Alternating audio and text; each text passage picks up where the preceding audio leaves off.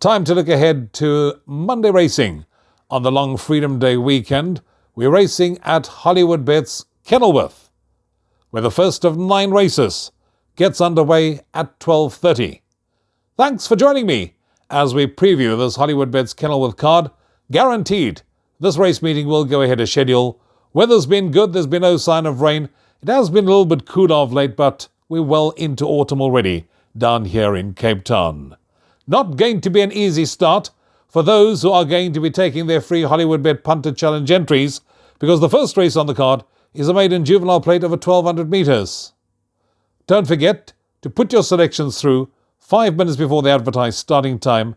Play the bet slip to put yourself in line to win that life-changing jackpot prize. 12:30, the off of race 1. 10 of the 13 runners in the first race are unraced. Those that have had a run under the belt are certainly not going to Hollywood, and the betting market will be the best guide in terms of all the unraced runners. I'm not going to give you a selection. I'm rather going to wait to see them in the pre-race parade, watch them go down to the start before I'm going to make an informed decision. So, no selection, race 1, which takes us on to race 2, first leg of the bipot. It jumps at 13:05, maiden plate over 1,000 metres, 13 runners to contest race 2. Wouldn't surprise me if one of the first-timers were to win race 2 as well. The betting market will of course be a good guide as far as the unraced runners are concerned, but those that have raced, I like number 8, Joie de Flute. Now this horse ran in a work riders race last time out, raced wide in the early part of the race and also steadied at the 50-metre mark and yet stayed on for third. So that was certainly a very, very good run. He would have come on with the benefit of that run under the belt. Should strip a lot fitter now, second run after a rest. Craig Zaki rides, and on current form, I do think he will be competitive. So I'm going 8, Joie de Flute to win race 2, ahead of 6, Yanaman Vatkan, 11, Call Me Jane, and 7, One Cape. Takes us on to race 3, maiden plate over 1,400 metres. 9 runners to contest the opening leg of the place accumulator. You need to be on at 13:40. Here I'm siding with number 8, Exalted Love. Now this horse has had 2 moderate runs under the belt. What I like about this horse is that this horse shows pace, despite the fact that it doesn't quite finish the races off, but he has had a bit of a break.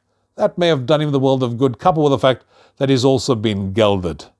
Richard Faree's booked to ride him, and I do think with further natural improvement to come, we can see a much better performance from 8, Exalted Love, ahead of number 9, Real Stunner. 12, Sierra Sagrada, and 5, King's Cutter are the selections in race number 3.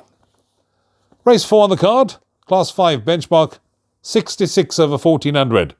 9 runners will face the starter for the opening leg of the pick 6 at 14:15. I do think Pit Buerta holds the key to the outcome of this race. It was a toss-up between 1, Montplaisir, and 8, Très Chic. Montplaisir, Très Chic, I kept going between the two. In the end, I decided I'm going with number 1, Montplaisir. This horse has had 2 very good runs in Class 5 company.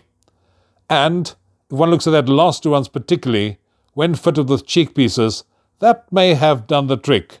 He said just off the pace of a 1,200 last time out when he found 1 too good on the day. He's ideally course and distance suited. Richard Faree, who rode him to victory in his penultimate, is back on board.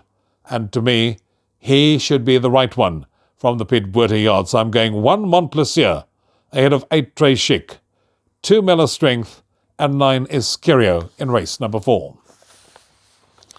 Race 5, first leg of the jackpot. You need to be on at 14:50. This is leg 1 of Jackpot 1, a Class 4 benchmark, 80 over 1,400, and a full field of 16. Will face the starter for race 5. Couple of hard-knocking individuals here.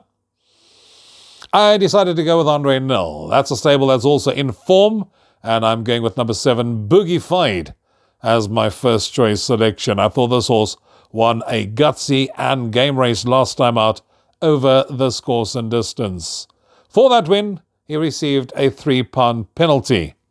But I do think, with his style of racing, he loves to sit up handy, and the fact that he's having his 3rd run after rest, we can expect another good run from number 7, Boogie who should be cherry ripe to win again. So 7 Boogie to win race 5, ahead of 8 Devil Saint, 5 Tuafe, and 2 War Chariot. 7, 8, 5, 2, the numbers race 5. Race 6, leg 1 of Jackpot 2 jumps at 15.25. Race 6 is a Class 4 fillies and mares benchmark 80 to be run over 1,400 metres. 11 runners will face the starter. Again, it was one of those races where couldn't quite decide where to go, and in the end, I decided to go with number 2, Pilot Flame. Now, if one looks at this horse's form, particularly that last run, Pilot Flame certainly finished off pretty well, was closing in hand over fist, when just out of the placings over 1,200 metres.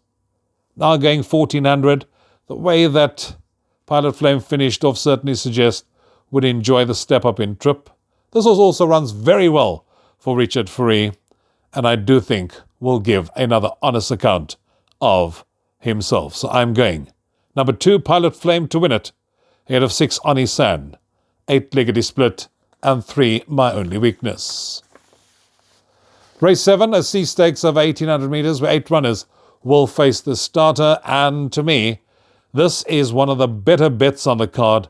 I'm looking no further than number 4, 006. This horse has got ultra-consistent recent form, and last time out, stayed on to finish 4th at Hollywodbets Durbanville. Now, the horse that finished in 2nd that day was a horse called Quite a King, who subsequently come out and won. 006 incidentally also finished 2nd in his only attempt over this course and distance. His stable's in very good form at the moment. He's well drawn. Louis Kotwa knows him well, and I do think from up handy, he may be very hard to peg back in the run to the wire. So, 4, 006 to beat number 6, Baton Rouge. 3, Prime Venture, 2, Repetition. Race 8 to middle stakes, fillies and mares over 1,200, and 9 runners will face the starter, and quite a few of them are renewing rivalry. I must admit, I like a roughie in this race. I like number 3, Miss Marguerite. I think you can put a line through that last run of hers. She must have a chance on the strength of her earlier form. She renews rivalry, particularly with Babylicious, the form line that stands out. She now meets Babylicious 3 kilos bit off of the weights for a 2.25 length beating last time out, and that to me should be enough to reverse the form.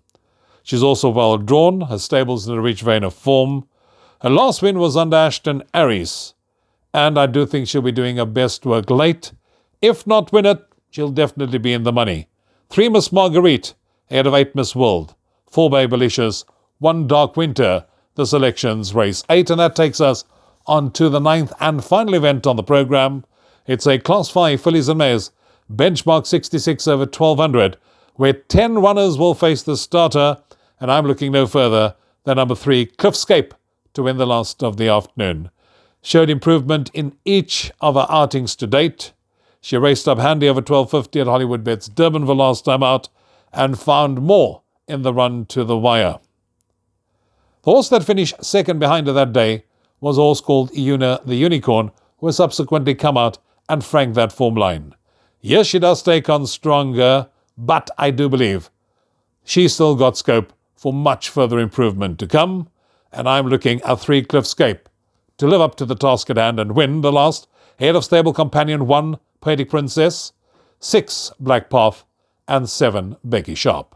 3, 1, 6, 7 are the numbers in the last, and that takes care of racing at Hollywoodbets Kenilworth on Monday. Trust you'll have an enjoyable and profitable afternoon's racing. Till next time from me, Rouvaun, take care. Cheers for now.